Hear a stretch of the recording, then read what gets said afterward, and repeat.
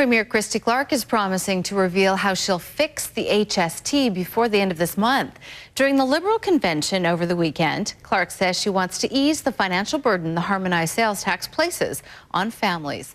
Our Keith Baldrey joins us now from Victoria with more on what she plans to do. Keith.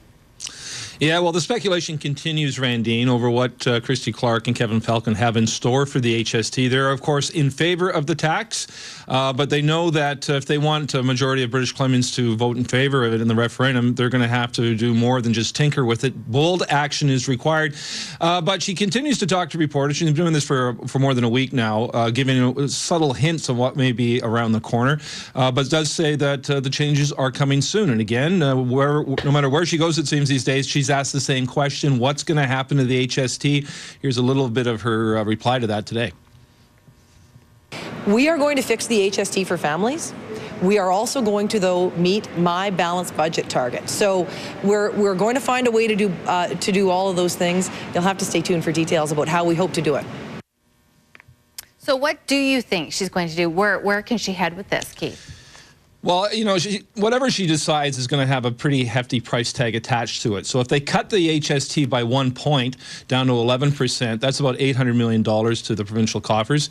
But that independent panel's report also estimated the amount of revenue coming in for the HST is actually going to increase. So the blow might not be as great as $800 million. Or she could offer more people more rebates. More than 1 million people right now, low-income people, get about $230 a year in terms of an HST rebate.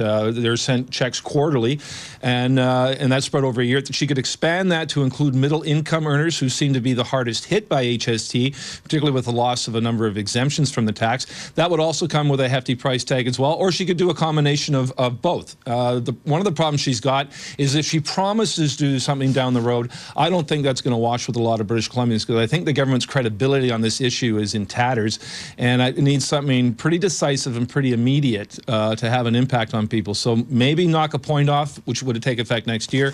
Maybe promise to negotiate with Ottawa for more exemptions, which would occur down the line, and maybe start issuing rebate checks sooner rather than later. That may get the attention of people, because the ballots, of course, begin to go out in late June.